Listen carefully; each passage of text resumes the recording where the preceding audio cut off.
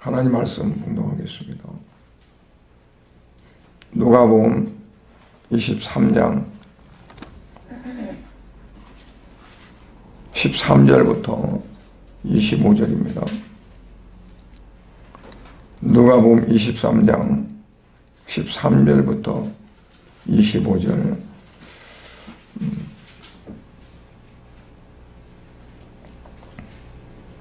봉독은 22절부터 25절까지 하겠습니다.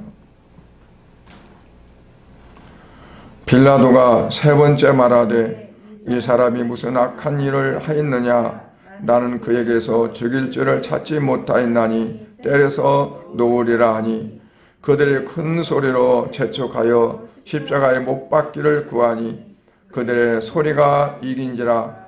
이에 빌라도가 그들이 구하는 대로 하기를 언도하고 그들이 요구하는 자 곧 밀란과 살인으로 말미암아 옥에 갇힌 자를 놓아주고 예수는 넘겨주어 그들의 뜻대로 하게 하니라.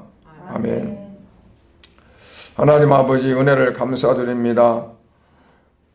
오늘 이 시간에도 아버지께서 우리에게 주신 말씀을 읽고 말씀을 잠시 나누고자 합니다. 이러한 시간도 성령 하나님께서 주관하셔서 우리의 각자의 마음속에 하나님의 말씀이 잘 새겨지고 특별히 오늘 이 말씀을 통해서 한 주간 고난주간을 우리가 보낼 때에도 아버지 주님의 그 은혜를 우리가 생각하고 우리의 마음속 깊이 간직하면서 주님을 위해서 내가 무엇을 할까? 주님을 위해서 내가 어떤 삶을 살을까? 하는 것들을 결단하며 고백하는 귀한 시간이 될 수 있도록 은혜를 베풀어 주시옵소서. 모든 것을 우리 하나님 이 시간도 주관해 주실 믿사옵고 예수 그리스도의 이름으로 기도드리옵나이다. 아멘.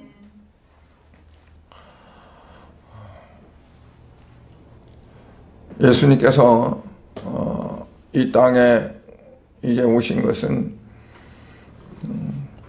어떤 선지자가 예언했기 때문에 그 선지자 예언을 이루려고 오신 것도 아니고 하나님께서 이제 창세 전부터 하나님이 계획하신 바가 있었고 이제 또 아담이 죄를 지은 이후에 아담과 하와에게 약속하시면서 앞으로 여자 후손이 결국 승리하리라 하는 그러한 것들을 말씀하셨습니다.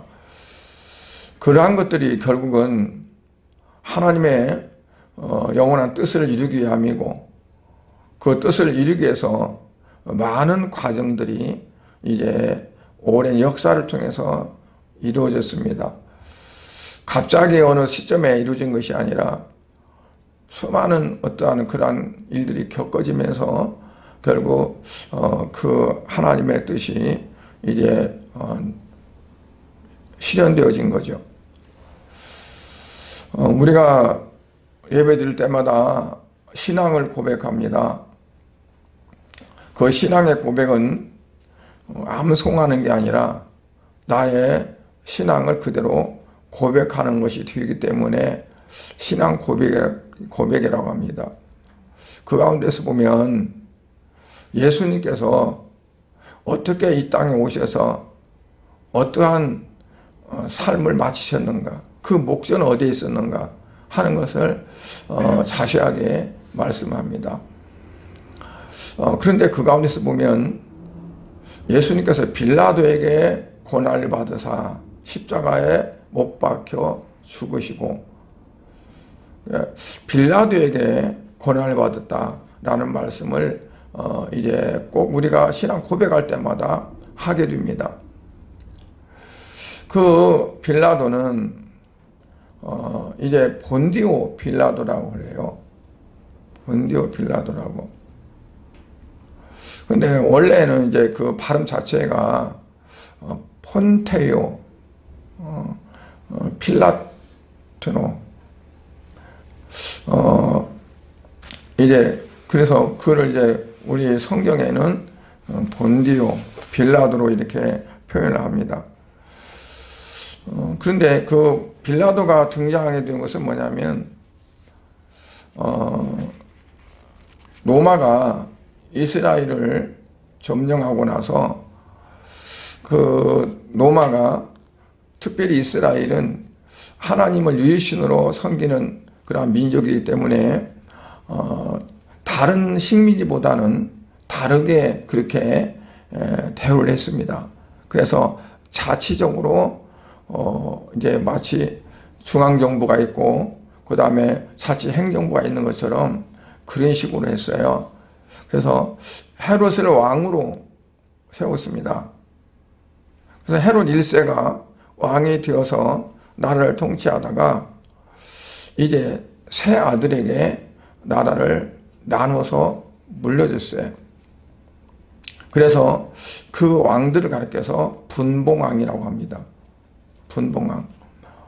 그런데 첫 번째가 이제 헤롯 아켈레오인데 그 아켈레오에게 유대와 사마리아와 이두메를 이제 주었어요. 이두메는 에돔 땅을 완전히 이제 정복을 했었는데 에돔 땅을 가리켜서 에돔을 이두메라고 이렇게 합니다. 그리고 또 헤롯 안티파스에게는 갈릴리와 그 베레아를 그 땅을 이제 줬어요. 그리고 이제 세 번째 헤롯 빌립 2세가 있는데 그에게는 팔레스타인 이스라엘의 동북부 지역을 주었어요. 그래서 각각 나라를 다스리고 그렇게 하게 했는데 이제 첫 번째 그 아켈라오 그 분봉왕이 아주 학정을 했습니다. 그러니까 유대, 그 다음에 사마리아, 이두메 그 땅을 다스렸던 그 왕이 학정을 해서 이제 그 아켈라오를 숙청을 했어요. 추방을 했어요. 그리고 그곳을 다스려야 되니까 행정관, 즉 총독을 로마에서 보내는 겁니다. 첫 번째 총독이 왔었고 두 번째, 세 번째, 그리고 다섯 번째가 이제 빌라도, 본디오 빌라도입니다. 네 번째, 그 전에 네 번째 총독은 그래도 그렇게 이스라엘 그 유대를 나라를 확정하거나 그렇게 하지 않았는데, 그리고 신앙을 많이 이제 배를 하고 그랬는데 빌라도는 그러질 못했어요. 아예 그 처음에 총독을 올 때부터 로마 국기에 황제 그림이 그려 있는데 그 황제 그림 있는 국기를 가져와서 그 황제를 숭배하도록 그렇게 했고, 또 이제 그 유대의 명절이 되면 그 당시에 한 300만 명 정도가 예루살렘에 온다고 그래요. 그러면 그 물이 이제 부족하잖아요. 그래서 수동사를 하는데 그거를 성전에 헌금 모인 것으로 헌금으로 해가지고 이제 반발을 사서 그랬었고, 이제 그런 일들이 많았었어요. 근데 당시에는 그 빌라도가 총독했을 때는 로마 첫 번째 황제가 아우구스투스. 그런데 그 아우구스투스 아들 이제 티베리우스가 두 번째 황제가 됐는데 그 티베리우스 황제는 카프리 섬에 은둔하면서 오히려 그 밑에 이제 그 야누스라는 사람이 그 사람이 그 황제를 호위하고 이제 보좌하는 사람인데 그 사람이 오히려 실권을 가지고 그렇게 했었어요. 그래서 이 빌라도가 어떻게든지 자기의 지위를 유지하고 살아남기 위해서 안티파스, 그 헤롯 안티파스, 그러니까 갈릴리하고 베레아를 이렇게 다스리는 그 안티파스와 대상들과 같이 결탁을 해가지고 자기 지위를 보존하려고 하는 그런 게 있었습니다. 그러니까 총독이 재판을 정확히 잘 하는 것이 아니라 자기의 위치가 어떨까? 내가 잘못하면 백성들의 유대인들에게 좀 혼란을 주고 그들이 밀란을 일으키지 않을까 하는 것이 굉장히 민감했습니다. 그래서 결국 이제 예수님을 유대인들이 죽여야겠다는 그런 계획을 가지고 그들이 이제 산헤드린 공회를 열게 되었는 거죠. 근데 산헤드린 공회는 대제사장 제외하고 70명이 산헤드린 공회원입니다. 그러니까 그 산헤드린은 말하자면 자치 기관에서 그 재판하고 뭐 결정하는 그러한 기관이에요. 최고의 기관인데 그거를 주관하는 자가 누구냐면 대제사장입니다.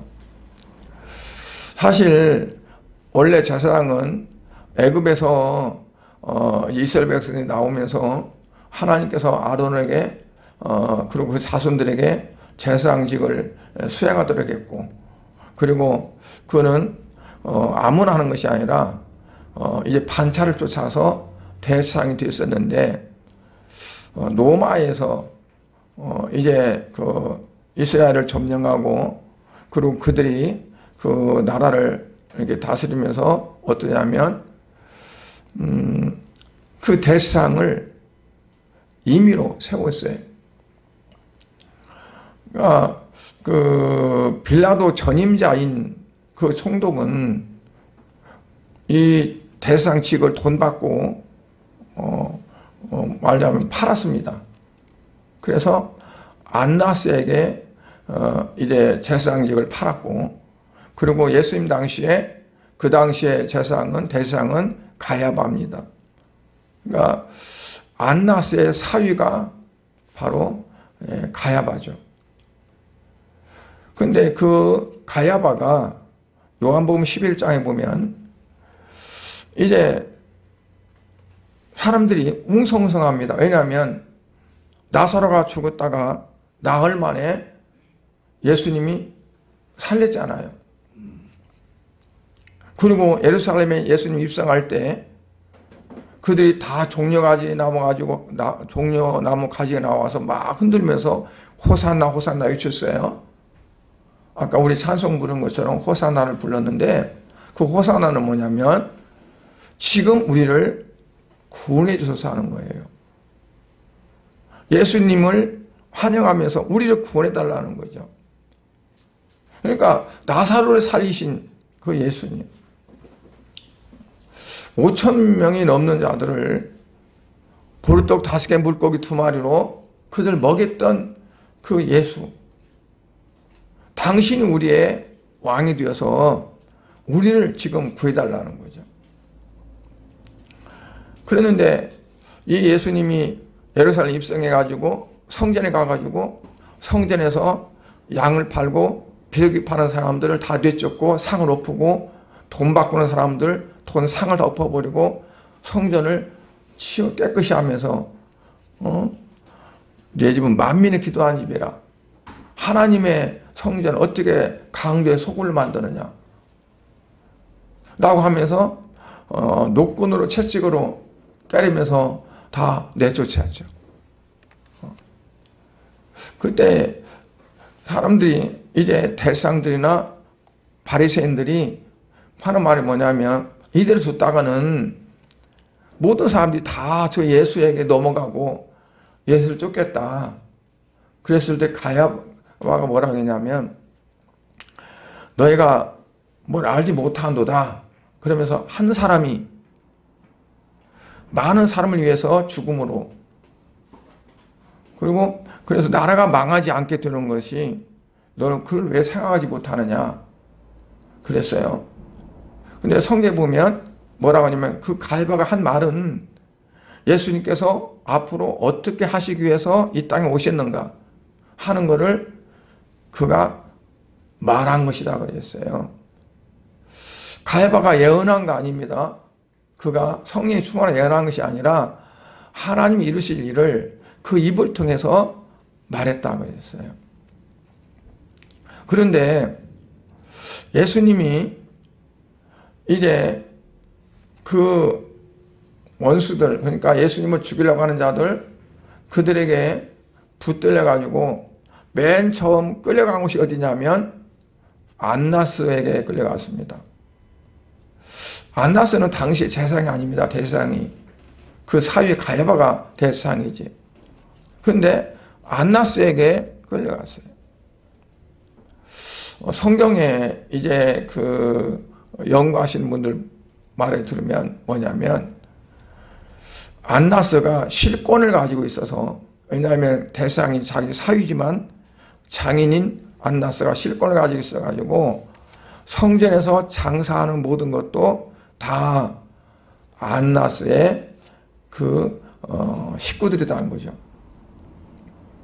그런데 예수님이 그들을 다 내쫓고 그리고 다 뒤엎고 그랬잖아요.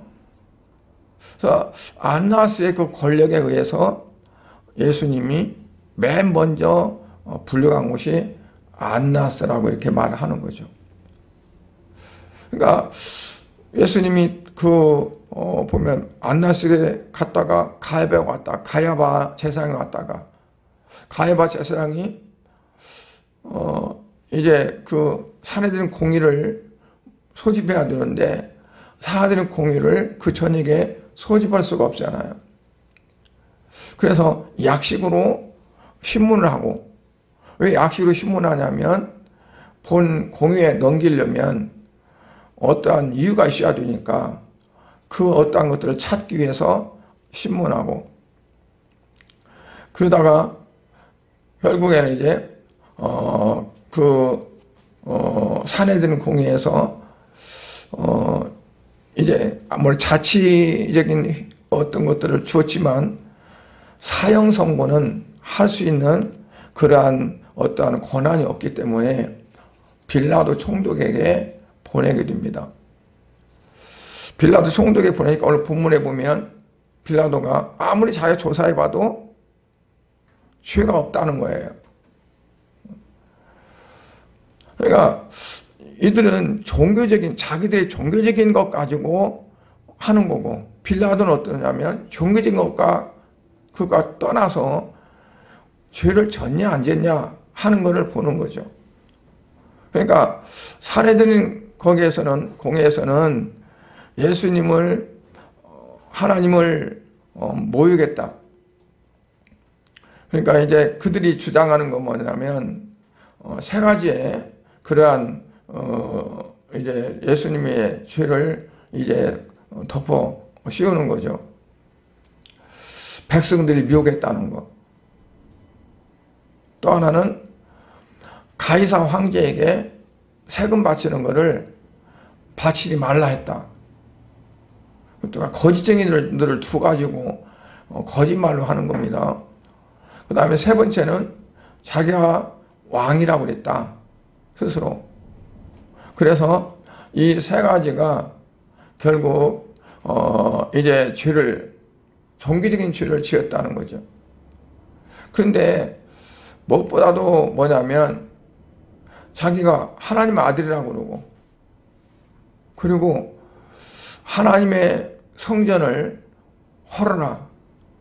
성전을 모독한 거고, 하나님을 모독하고, 그래서 신성 모독했다는 죄가 가장 크게 이제 대두가 됐던 거죠. 근데 사실 빌라도가 볼 때는 자기하고 관계없는 거잖아요.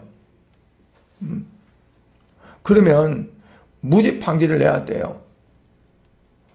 죄는 법에 저촉이 돼야 죄가 선고되는 거잖아요. 그런데 그러지 않고 누구한테 보내냐면 헤롯왕에게 보냅니다. 헤롯. 안티파스 헤롯에게 보내는 거죠. 이제 왜 보내냐면 아까 자기의 어떤 그것들을 유지하기 위해서 헤롯 안티파스하고도 같이 지내려고 하는 그러한 것들이 있어요. 좀 관계를 가지려고 하는. 그러니까 헤롯 당신이 같은 나라니까 그걸 해봐라. 그래서 이제 헤롯에 보냈는데 헤롯이 신문에도 이제 뭐 헤롯은 어떤 부분에서 참 예수님을 신문했지만 그 예수님의 신문한 가운데서 사형을 내릴 만한 그런 것도 없었고 또 마찬가지로 헤롯도 예수님을 사형시킬 수 있는 권한도 없고 그래서 다시 이제 빌라도에게 보내게 됩니다. 그러니까 예수님이 이제 겟세마네 동산에서 기도하시고 그리고 원수들에게 붙들려 가지고 신문을 당하러 안나스에 갔다가 갈배에 갔다가 또는 빌라도에 갔다가 헤롯에게 갔다가 다시 빌라도한테 오고 이리저리 끌려다니는 것이 정말 그냥 끌려다니겠어요? 매를 때리고 채찍을 때리고 그러면서 이미 사형을 내려야겠다는 결론을 내려놓고 그 사형에 마땅한 어떠한 것들을 찾기 위해서 그렇게 하는 거죠. 그러니까 재판은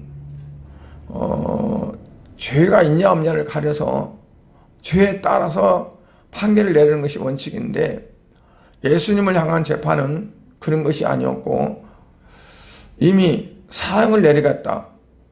십자가에다 못을 박겠다 하는 목적을 두고 그리고 거기에 맞는 증인들을 세우고 죄목을 세우고 그래서 예수님을 십자가에 못 박으려고 하는 그러한 것들이었습니다.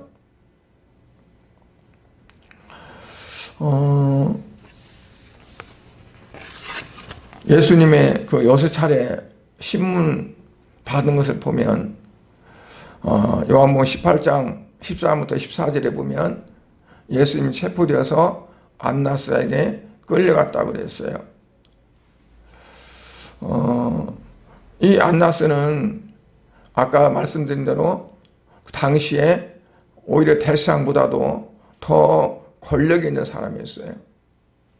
그런데도 불구하고 그가 예수님이 성지에 들어가서 자기의 어떠한 그 장사를 방해하고 돈벌이를 방해하는 것을 행해서 마치 복수하듯이 예수님을 질책하고 아마 하지 않았을까 하는 생각을 합니다. 그리고 이제 그날 밤에 가야바 집으로 끌려가게 되죠. 그 가야바 집에 끌려가서 공회가 열리는데 공회가 열지 못하고 그 공회도 70명이 다 모여야 되는데 그 모이지 못하고 분과가 있다고 그래요. 공회도 나눠져서 분과가 있는데 그 분과가 모여서 이제 결정을 했던 거죠. 원칙상은 공회에 70명이 다 모여야 되는 건데 그 자체가 불법이라고 볼 수 있어요.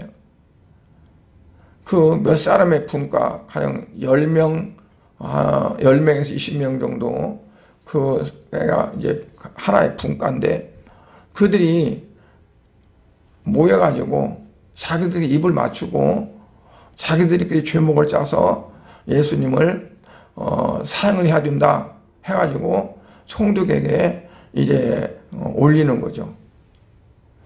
그래서 그 단서를 찾아서 죄목을 세우는데 그 단서가 있는 게 아니라 거짓 증인으로 단서를 삼는 겁니다. 그러니까 2명 이상이면 율법에 이제 증인을 설 수 있잖아요. 그래서 2명 이상 증인을 세워서 예수님을 십자가에 못 박을 수밖에 없는 그러한 죄로 얽매는 거죠. 그리고 이제 새벽에 공식적으로 사라진 의를 열게 되어지는데, 그러나 그럼에도 불구하고 로마 지배를 받고 있기 때문에 그들이 예수님을 사형에 처한다 하는 그런 선고를 할 수 없기 때문에 이제 총독에게 가는 거죠. 그런데 총독이 빌라도가 아무리 살펴봐도 죄가 없으니까 나는 죄가 없다. 그래서 매를 때려서 내가 내놓겠다. 그러니까 매를 때려서 내놓겠다는 것은 경범죄, 좀 사람들을 좀 혼란스럽게 했다 하는 어떠한 그런 경범죄로 다스려서 내놓겠다는 거였죠. 그때 이들이 대상들 그들의 효율을 받고 그들에게 사주를 받은 자들이 가만히 있지 않죠. 큰 소리로 외칩니다. 누가복음 23장 5절에 보면 그가 온 유대에서 가르치고 갈릴리에서부터 시작하 여기까지 와서 백성을 소동케 하나이다. 그러니까 백성을 소동케 한 죄. 그리고 백성들을 미혹한 죄. 감히 가이사 황제에게 반역해서 황제에게 세금 바치는 것을 금하게 한 죄. 그런데도 불구하고 어찌 이를 그냥 훈방할 수 있습니까? 이건 안 됩니다. 하면서 그들이 극구 예수님을 사형 내리기를 원하는 거죠. 그러니까 빌라도가 고민이 되는 거예요. 왜냐하면 자기 아내는 어제 간밤에 꿈이 좀 이상하니까 당신은 예수님의 재판에 깊이 관여하지 말고 그냥 저들더러 알아서 하라고 하는데, 그래서 이 빌라도는 자기가 빠지기 위해서 헤롯에게 보냈는데 다시 이제 그 헤롯에게 보냈던 예수를 자기 데리고 와서 판결을 내려달라고 하는 거죠. 그래서 이 빌라도가 생각을 하는 겁니다. 어떻게 하면 좋을까? 그러다 생각한 것이 뭐냐면, 명절 때는 죄인 한 사람을 내주는 예가 있다. 요즘도 보면 이제 뭡니까? 대통령이 특사를 하잖아요. 그래서 이제 교도소에 있는 사람들을, 그 사람들의 죄를 탕감해서 이제 내보내는데, 그 당시에는 한 사람을, 많이도 아니고 한 사람을 놓아주는 게 있었나 봐요. 그래서 예수님을 내주겠다고 생각해서 그거를 제시하는 거죠. 그러니까 그 말을 들었던 유대인들이 뭐라고 하냐면, 안 됩니다. 예수는 내놓지 말고 대신에 그 죄가 많은 바라바, 살인죄, 성죄, 성범죄, 간음죄, 이런 죄가 있어서 도저히 내놓을 수 없는. 그러니까 지난번에 보니까 누구죠? 원곡동에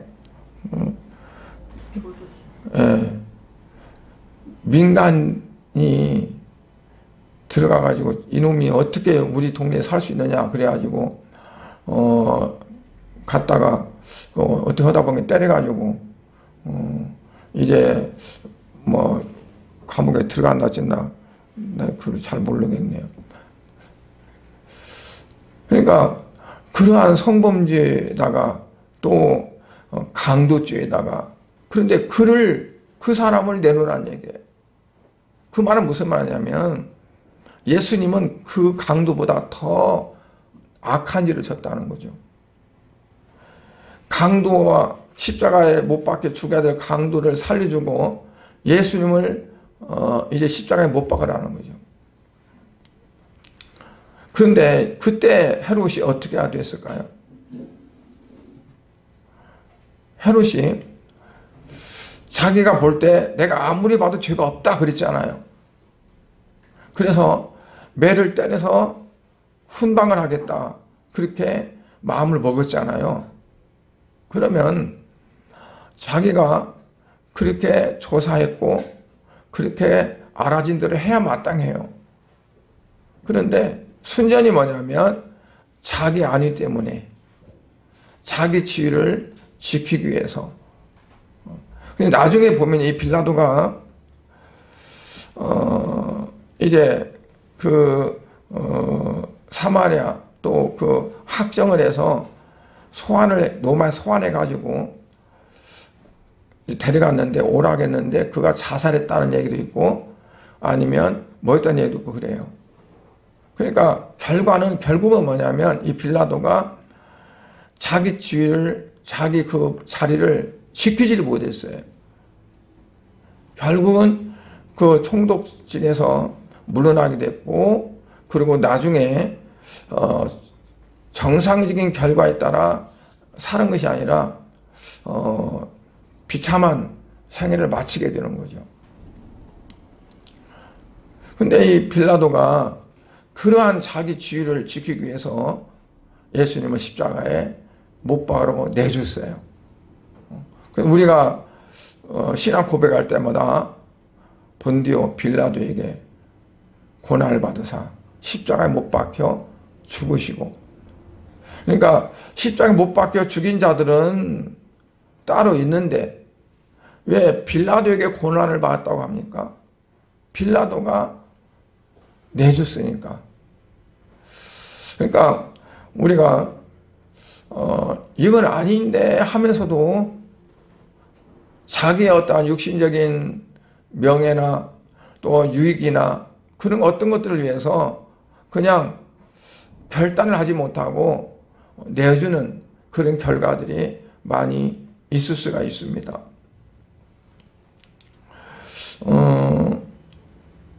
우리가 이제 신앙생활의 어떤 그 흐름을 통해서 보거나 또 과거 역사를 통해서 보면 그거를 정확한 결정을 내리지 못하고 잘못한 경우가 많아요. 일본 사람들이 이제 신사참배를 하도록 강요를 했죠. 그러니까 만약에 신사참배 거기에 하지 않으면 곤욕을 치르게 되고 그리고 심지어는 죽기까지도 할 수도 있고 하다 보니까 이건 대교회에서 한 것이 아니라 노예에서 평양노예에서 가게를 했습니다. 우리가 이 시사참배를 놓고 어떻게 하면 좋겠습니까? 그러니까 대다수가 어쨌든 지금은 형편이 그러니까 그냥 거기에 적응을 하고 나중에 이제 우리가 이제 잘하면 되지 않습니까? 우선 살고 봐야 되지 않느냐. 그러니까 상황주의라고 볼 수 있어요. 어쩔 수 없었다. 그런데 그런 어쩔 수 없었다는 그거가 빌라도 보면 주님 오실 때까지 우리가 신앙 고백할 때마다 빌라도의 고난을 받아서 하는 거예요. 그러니까 어떻게 보면 그거를 우리가 찬양하는 것도 아니고 빌라도가 잘했다는 것이 아니라 빌라도가 예수님을 십자가에 내주어서 예수님 십자가에 죽으셨다 하는 것을 우리가 고백하는 거잖아요. 그래서 우리가 어쨌든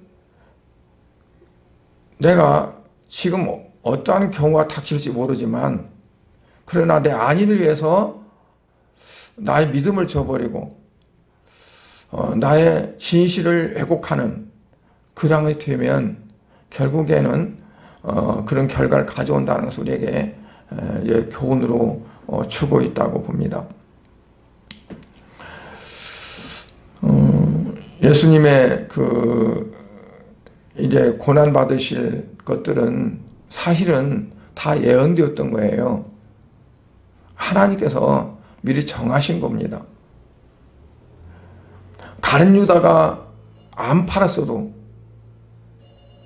그 누구를 통해서라도 예수님을 내줬을 거예요. 빌라도가 사형 선고를 내리는 그 판결을 안 했어도 누구를 통해서 어떤 방법을 통해서든 간에 예수님은 십자가에 죽으셨을 거예요. 왜냐하면 하나님 그렇게 하시려고 하셨으니까. 근데 중요한 건 뭐냐면 내가 그런 가운데 쓰임 받느냐 안 받느냐는 거죠. 그러니까 하나님께서 예수님을 이 세상에 보내셨고 보내신 것은 그냥 세상 구경 잘하고 있다 오라는 것이 아니라 우리 모두의 죄를 위해서 십자가에 죽으셔야 한다는 목적을 가지고 보내신 거고 예수님이 또 이 땅에 오셔서 그 십자가를 향해서 걸어가신 거고 사도 바울도 예루살렘에 가면 잡힌다 고용을 당한다 하는 것을 분명히 알면서도 그 길을 갔던 것처럼 예수님은 분명히 십자가를 놓고 오셔서 십자가를 향해서 가는 거죠. 그런데도 불구하고 뭐냐면 내가 어떻게 쓰임받느냐는 거예요. 가룟 유다처럼 쓰임받느냐 빌라도처럼 꼭 그 자리에 있어서 그렇게 그 일에 쓰임받느냐. 우리가 앞으로 살아가는 삶이 얼마 될지 모르지만 우리가 살아가는 과정 속에 많은 일들이 있을 거고 또 그런 갈림길들이 있어요. 그런데 우리가 어떻게 살아감으로 하나님께 영광을 돌릴 뿐만 아니라 내가 주님을 따라가는 길, 하나님을 향해 가는 길에서 벗어나지 않고 살아갈 수 있는가 하는 것이 중요하다고 봐요. 오늘 제가 이 말씀드리면서 이거를 이제 생각하면서 그랬어요. 빌라도에게 고난을 받았다. 그 이름이 그가 총독자를 지키기 위해서 무한히 애를 썼기 때문에 그 빌라도 이름이 거기에 마치 못이 박힌 듯이 박혀 있는 거죠. 나 이거 차라리 내가 이 자리를 떠났으면 떠났지. 내가 그 사람들 맞추기 위해서 내가 잘못 재판할 수 없다. 그리고 그걸 나와버렸으면 그런 일을 할 수가 없죠. 그러니까 우리의 신앙의 결단이 굉장히 필요하다고 봐요. 순간순간이 그런 것 같아요. 죽고 사는 문제를 떠나서 자그마한 일이라도 이걸 내가 어떻게 해야 잘할 것일까? 어떻게 해야 하나님 앞에 바로 서는 것일까? 하는 것을 우리가 좀 생각해 봐야 된다고 봐요.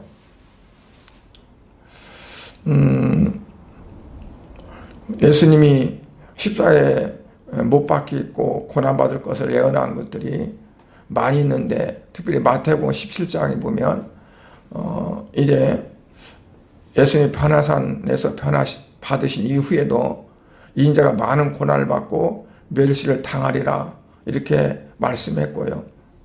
누가복음 22장에도 내가 고난받기 전에는 이 유월절 먹기를 원하고 원하였노라.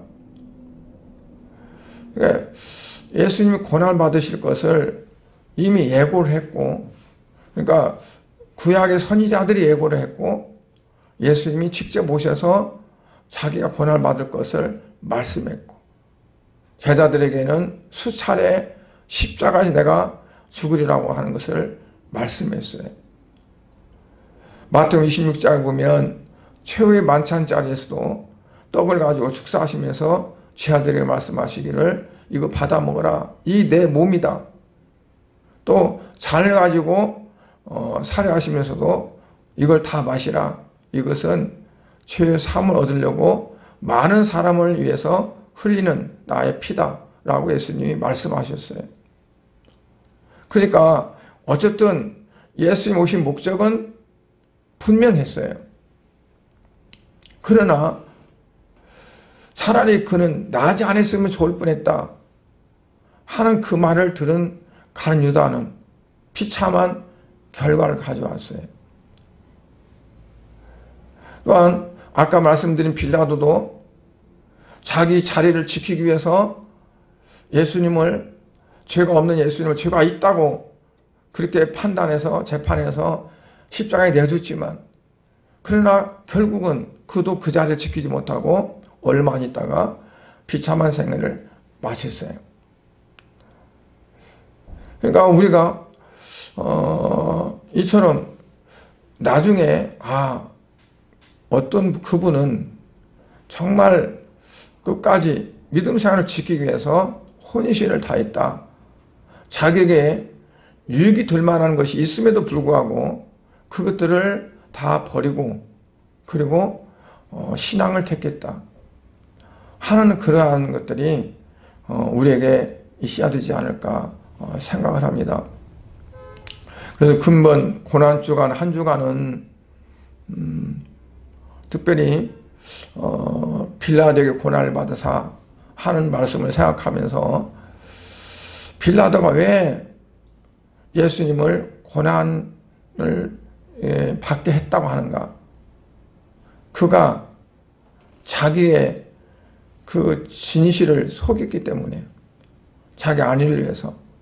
그래서 우리가 어떻게 하면 정말 바른 생활을 할까? 오늘 시편에 이제 읽어보면 계속 요즘에 그런 말씀을 하세요. 시편 기자들이 주의 인자하심과 성실하심이 영원함이로다. 인자하심과 성실하심. 그러니까 그게 변하지 않는다는 거예요. 계속 하나님의 인자하심과 성실하심이 있다. 그러니까 우리도 하나님을 향해서 우리의 믿음이 그렇게 변하지 않고 지속되기 위해서는 어떠냐면 내 안위와 영달과 내 이익과 내 어떤 것들이 거기에 결부돼서는 안 된다는 거죠. 그러니까 내 어떤 육신적인 삶이나 또는 나의 어떤 나를 지키기 위한 어떤 것들, 그것들이 결국 내 믿음을 흔들고 내가 주님을 향한 어떤 길을 애곡시키는 그 역할을 하면 안 된다는 얘기예요.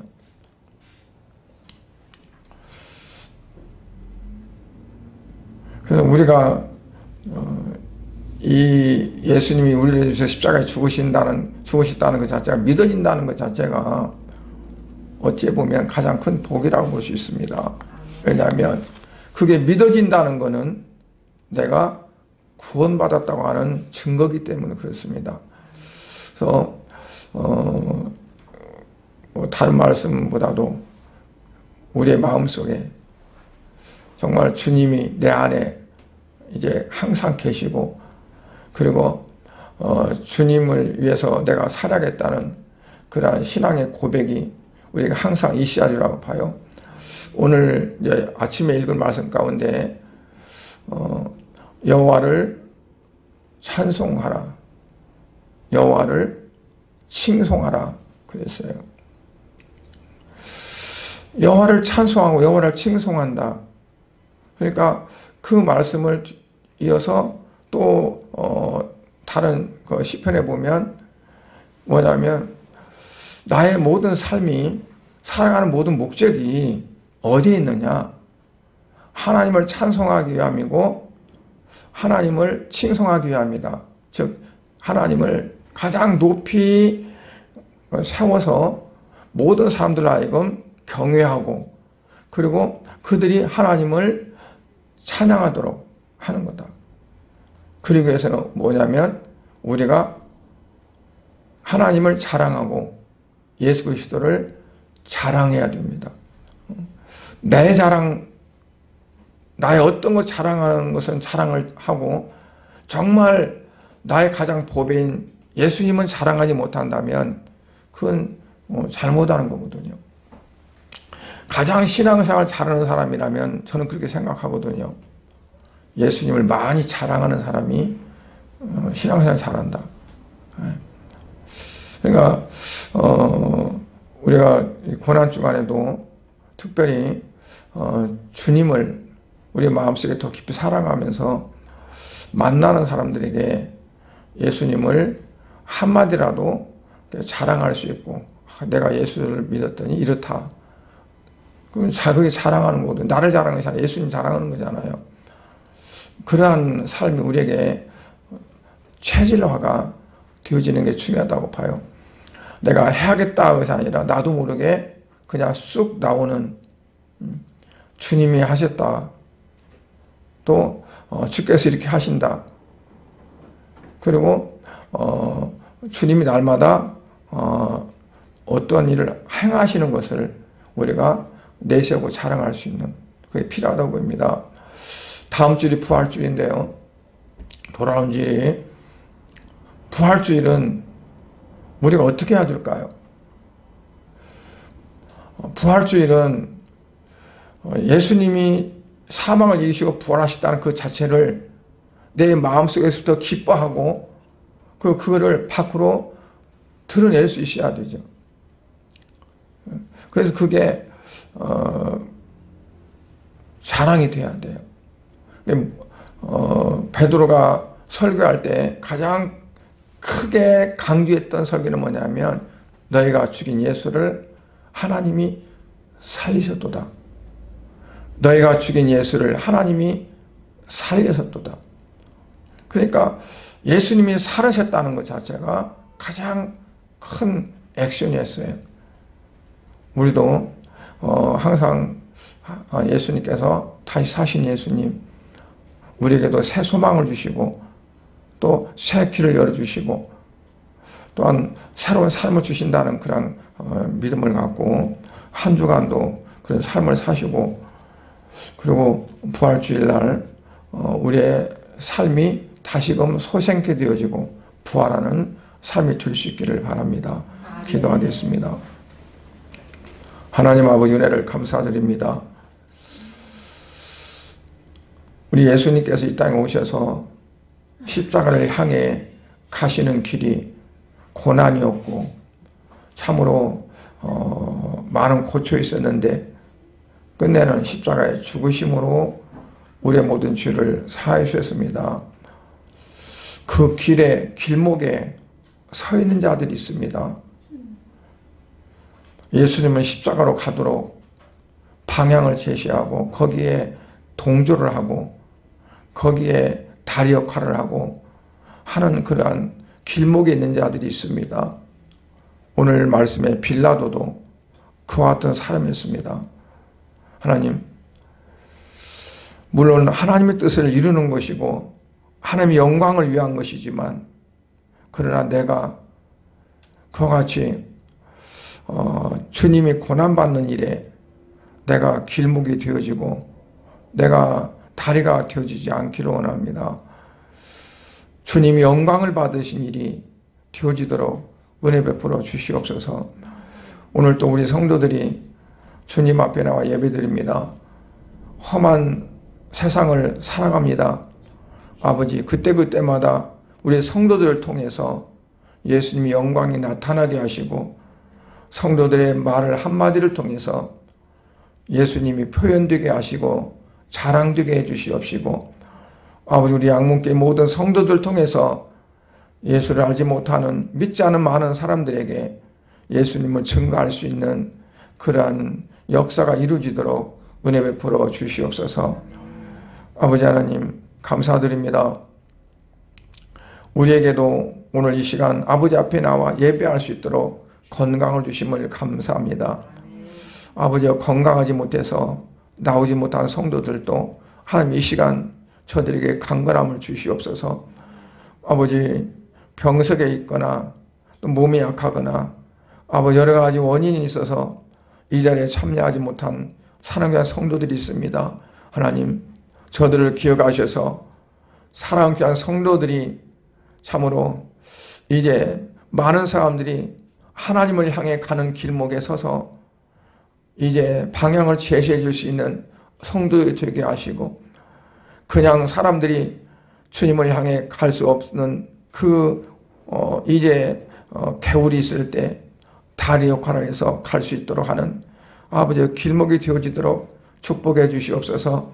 그래서 주님 앞에 섰을 때 잘했다, 수고했다, 애썼다 하는 칭찬을 듣는 성도들이 되게 하여 주시옵소서.